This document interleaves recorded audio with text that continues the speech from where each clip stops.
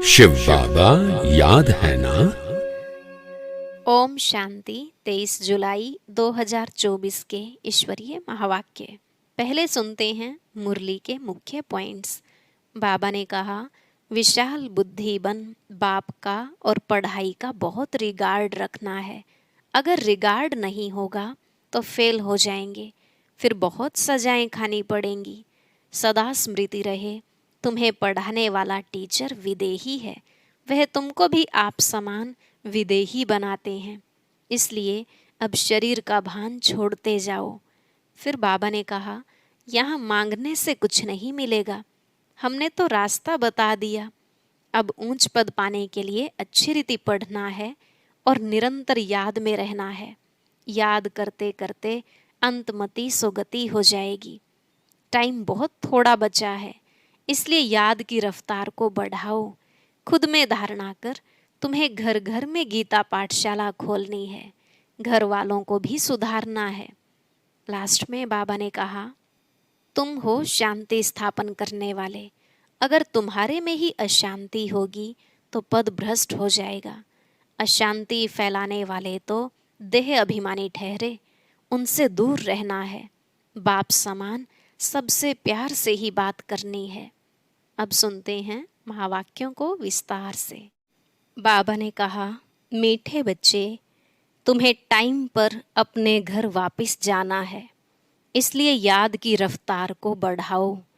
इस दुख धाम को भूल शांति धाम और सुख धाम को याद करो। प्रश्न, कौन सा एक गुह्य राज तुम मनुष्यों को सुनाओ तो उनकी बुद्धि में हलचल मच जाएगी? उत्तर, उन्हें गुह्य राज सुनाओ कि आत्मा इतनी छोटी बिंदी है, उसमें फॉरएवर पार्ट भरा हुआ है, जो पार्ट बजाती ही रहती है, कभी थकती नहीं। मोक्ष किसी को मिल नहीं सकता। मनुष्य बहुत दुख देखकर कहते हैं मोक्ष मिले तो अच्छा है, लेकिन अविनाशी आत्मा पार्ट बजाने के बिना रह नहीं सकती। इस बात को सुनकर उनके अंदर हलचल मच जाएगी। ओम शांति। मीठे मीठे रूहानी बच्चों को बाप समझाते हैं। यहाँ तो हैं रूहानी बच्चे। बाप रोज रोज समझाते हैं, बरोबर इस दुनिया में गरीबों को कितना दुख है। अभी यह फ्लड्स आदि होती हैं तो गरीबों को दुख होता है। उनके सामान आदि का क्या हाल हो जाता है। दुख तो होता है ना, अपार दुख हैं। साहूकारों को सुख हैं, परंतु वह भी अल्पकाल के लिए। साहूकार भी बीमार पड़ते हैं, मृत्यु भी बहुत होती है। आज फलाना मरा, आज यह हुआ, आज प्रेसिडेंट है, कल गद्दी छोड़नी पड़ती है। घेराव कर उनको उतार देते हैं, यह भी दुख होता है। बाबा ने कहा है, दुखों की भी लिस्ट निकालो, किस किस प्रकार के दुख हैं इस दुख धाम में। तुम बच्चे सुख धाम को भी जानते हो, दुनिया कुछ भी नहीं जानती। दुख धाम सुख धाम की भेंट वह नहीं कर सकते। बाप कहते हैं, तुम सब कुछ जानते हो। यह मानेंगे कि बरोबर कहते सच हैं। यहाँ जिसको बड़े बड़े मकान हैं, एरोप्लेन आदि हैं, वह समझते हैं कलयुग को अजुन 40,000 वर्ष चलना है, बाद में सतयुग आएगा। घोर अंधियारे में है ना, अब उन्हों को नज़दीक ले आना है। बाकी थोड़ा समय है। कहाँ लाखों वर्ष कहते हैं, कहाँ तुम 5,000 वर्ष सिद्ध कर बतलाते हो। यह 5,000 वर्ष के बाद चक्र रिपीट होता है। ड्रामा कोई लाखों वर्ष का थोड़ी ही होगा। तुम समझ गए हो, जो कुछ होता है वह 5,000 वर्ष में होता है। तो यहाँ दुख धाम में बीमारियाँ आदि सब होती हैं। तुम तो मुख्य थोड़ी बातें लिख दो, स्वर्ग में दुख का नाम भी नहीं। अब बाप समझाते हैं, मौत सामने खड़ा है। यह वही गीता का एपिसोड चल रहा है। जरूर संगम युग पर ही सतयुग की स्थापना होगी। बाप कहते हैं कि मैं राजाओं का राजा बनाता हूँ, तो जरूर सतयुग का बनाएगा ना। बाबा अच्छी रीति समझाते हैं। अब हम जाते हैं सुख धाम। बाप को ले जाना पड़े। जो निरंतर याद करते हैं वही ऊंच पद पाएंगे। उसके लिए बाबा युक्तियां बतलाते रहते हैं। याद की रफ्तार बढ़ाओ। कुंभ के मेले पर भी टाइम पर जाना होता है। तुमको भी टाइम पर जाना है। ऐसे नहीं कि जल्दी जल्दी जाकर पहुंचेंगे। नहीं, यह जल्दी जल्दी करना अपने हाथ में नहीं है। यह तो है ही ड्रामा की नोंद। महिमा सारी ड्रामा की है। यहाँ कितने जीव जंतु आदि दुख देने वाले हैं। सतयुग में यह होते नहीं। अंदर ख्याल करना चाहिए, वहाँ यह होगा। सतयुग तो याद आता है ना। सतयुग की स्थापना बाप करते हैं। पिछाड़ी में सारा नटशेल में ज्ञान बुद्धि में आ जाता है। जैसे बीज कितना छोटा, झाड़ कितना बड़ा है। वह तो हैं जड़ चीजें, यह है चैतन्य। इनका किसको पता नहीं है। कल्प की आयु लंबी चौड़ी कर दी है। भारत ही बहुत सुख पाता है, तो दुख भी भारत ही पाता है। बीमारियां आदि भी भारत में अधिक हैं। यहाँ मच्छरों सदृश मनुष्य मरते हैं, क्योंकि आयु छोटी है। यहाँ के सफाई करने वालों और विलायत के सफाई करने वालों में कितना फर्क है। विलायत से सारी इन्वेंशन यहाँ आती है। सतयुग का नाम ही है पैराडाइज। वहाँ सब सतो प्रधान है। तुमको सब साक्षात्कार होंगे। यह है अब संगम युग, जबकि बाप बैठ समझाते हैं। समझाते रहेंगे, नई नई बातें सुनाते रहेंगे। बाप कहते हैं दिन प्रतिदिन गुहिये गुहिये बातें सुनाता हूँ। आगे थोड़े ही पता था। बाबा इतनी बिंदी है, उसमें सारा पार्ट भरा हुआ है फॉर एवर। तुम पार्ट बजाते आए हो। तुम किसको भी बताओ तो बुद्धि में कितनी हलचल हो जाएगी कि यह क्या कहते हैं। इतनी छोटी बिंदी में सारा पार्ट भरा हुआ है, जो बजाते ही रहते, कब थकते नहीं हैं। किसको भी पता नहीं। अभी तुम बच्चों को समझ पड़ती है कि आधा कल्प है सुख, आधा कल्प है दुख। बहुत दुख देखकर ही मनुष्य कहते हैं इससे तो मोक्ष पालें। जब तुम सुख में शांति में होंगे, वहाँ थोड़े ही ऐसे कहेंगे। यह सारी नॉलेज अभी तुम्हारी बुद्धि में है। जैसे बाप बीज होने के कारण उसके पास सारे झाड़ की नॉलेज है। झाड़ का मॉडल रूप दिखाया है, बड़ा थोड़े ही दिखा सकते। बुद्धि में सारी नॉलेज आ जाती है। तो तुम बच्चों की कितनी विशाल बुद्धि होनी चाहिए। कितना समझाना पड़ता है। फलाने फलाने इतने समय बाद फिर आते हैं पार्ट बजाने। यह कितना बड़ा ह्यूज ड्रामा है। यह सारा ड्रामा तो कभी कोई देख भी ना सके। इम्पॉसिबल है। दिव्य दृष्टि से तो अच्छी चीज देखी जाती है। गणेश, हनुमान, यह सब है भक्ति मार्ग के, परंतु मनुष्यों की भावना बैठी हुई है तो छोड़ नहीं सकते। अब तुम बच्चों को पुरुषार्थ करना है। कल्प पहले मिसल पद पाने के लिए पढ़ना है। तुम जानते हो पुनर्जन्म तो हर एक को लेना ही है। सीढ़ी कैसे उतरे हैं यह तो बच्चे जान गए हो। जो खुद जानते हैं वह औरों को भी समझाने लग पड़ेंगे। कल्प पहले भी यही किया होगा। ऐसे ही म्यूजियम बनाकर कल्प पहले भी बच्चों को सिखाया होगा।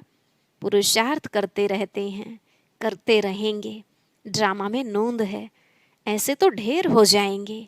गली गली घर घर में यह स्कूल होगा। है सिर्फ धारणा करने की बात। बोलो, तुम्हारे 2 बाप हैं, बड़ा कौन ठहरा? उनको ही पुकारते हैं, रहम करो, कृपा करो। बाप कहते हैं मांगने से कुछ भी नहीं मिलेगा। हमने तो रास्ता बता दिया है। मैं आता ही हूँ रास्ता बताने। सारा झाड़ तुम्हारी बुद्धि में है। बाप कितनी मेहनत करते रहते हैं। बाकी बहुत थोड़ा टाइम बचा है। मुझे सर्विसेबल बच्चे चाहिए। घर घर में गीता पाठशाला चाहिए। और चित्र आदि न रखो, सिर्फ बाहर में लिख दो। चित्र तो यह बैज ही बस है। पिछाड़ी में यह बैज ही तुमको काम में आएगा। इशारे की बात है। मालूम पड़ जाता है बेहद का बाप जरूर स्वर्ग ही रचेंगे। तो बाप को याद करेंगे तब तो स्वर्ग में जाएंगे ना। यह तो समझते हो हम पतित हैं, याद से ही पावन बनेंगे, और कोई उपाय नहीं। स्वर्ग है पावन दुनिया। स्वर्ग का मालिक बनना है तो पावन जरूर बनना है। स्वर्ग में जाने वाले फिर नरक में गोते कैसे खाएंगे? इसलिए कहा जाता है मन मना भव। बेहद के बाप को याद करो तो अंतमति सुगति होगी। स्वर्ग में जाने वाले विकार में थोड़े ही जाएंगे। भक्त लोग इतना विकार में नहीं जाते। सन्यासी भी ऐसे नहीं कहेंगे पवित्र बनो, क्योंकि खुद ही शादियां कराते हैं। वे गृहस्थियों को कहेंगे मास मास में विकार में जाओ। ब्रह्मचारियों को ऐसे नहीं कहेंगे कि तुम्हें शादी नहीं करना है। तुम्हारे पास गंधर्वी विवाह करते हैं, फिर भी दूसरे दिन खेल खलास कर देते। माया बहुत कशिश करती है, तो भी पवित्र बनने का पुरुषार्थ इस समय ही होता है। फिर है प्रारब्ध। वहाँ तो रावण राज्य ही नहीं, क्रिमिनल ख्यालात ही नहीं होती। क्रिमिनल रावण बनाता है, सिविल शिव बाबा बनाते हैं। यह भी याद करना है। घर घर में क्लास होगा तो सब समझाने वाले बन पड़ेंगे। घर घर में गीता पाठशाला बनाए, घर वालों को सुधारना है। ऐसे वृद्धि होती रहेगी। साधारण और गरीब वह जैसे हम जिन्स ठहरे। बड़े बड़े आदमियों को छोटे छोटे आदमियों के सत्संग में आने में भी लज्जा आएगी, क्योंकि सुना है ना जादू है, भाई बहन बनाती हैं। अरे यह तो अच्छा है ना।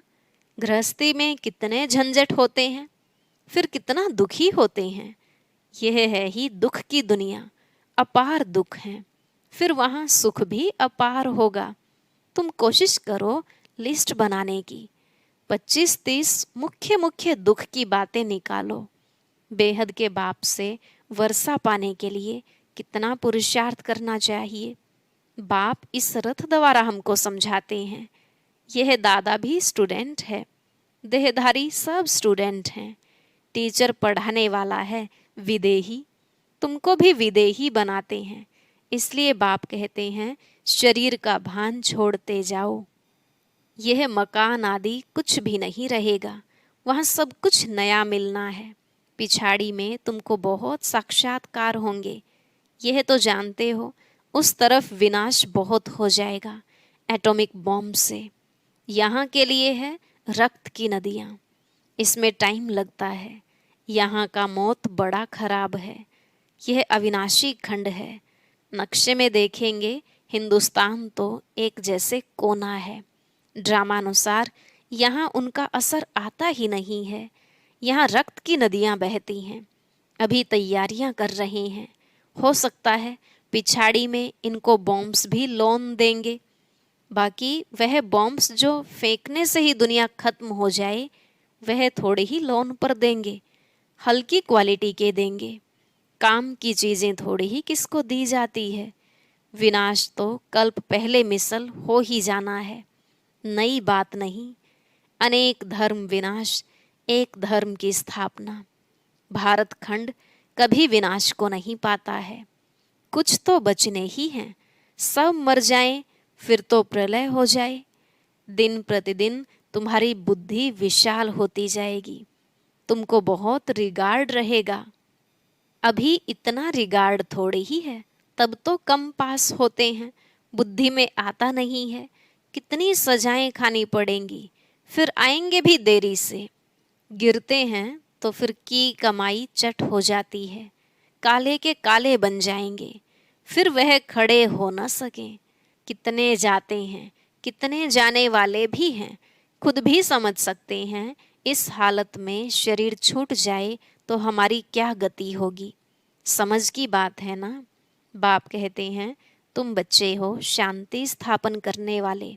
तुम्हारे में ही अशांति होगी तो पद भ्रष्ट हो जाएगा। किसको भी दुख देने की दरकार नहीं है। बाप कितना प्यार से सबको बच्चे बच्चे कहकर बात करते हैं। बेहद का बाप है ना, सारी दुनिया की इसमें नॉलेज है, तब तो समझाते हैं। इस दुनिया में कितने प्रकार के दुख हैं, ढेर दुख की बातें तुम लिख सकते हो। जब तुम यह सिद्ध कर बताएंगे तो समझेंगे कि यह बात तो बिल्कुल ठीक है।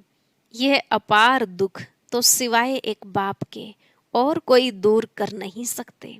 दुखों की लिस्ट होगी तो कुछ न कुछ बुद्धि में बैठेगा, बाकी तो सुना अनसुना कर देंगे। उनके लिए ही गाया जाता है, रीढ़ भेड़ क्या जाने साज से। बाप समझाते हैं, तुम बच्चों को ऐसा गुलगुल बनना है, कोई अशांति गंदगी नहीं होनी चाहिए।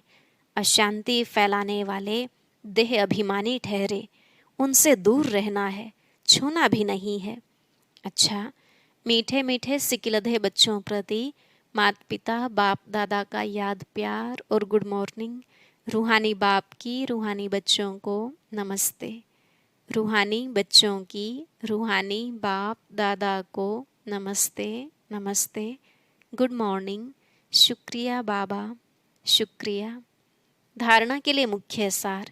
पहला पॉइंट, जैसे पढ़ाने वाला टीचर विदेही है, उसे देह का भान नहीं, ऐसे विदेही बनना है। शरीर का भान छोड़ते जाना है। क्रिमिनल आई को बदल सिविल आई बनानी है। दूसरा, अपनी बुद्धि को विशाल बनाना है। सजाओं से छूटने के लिए बाप का व पढ़ाई का रिगार्ड रखना है।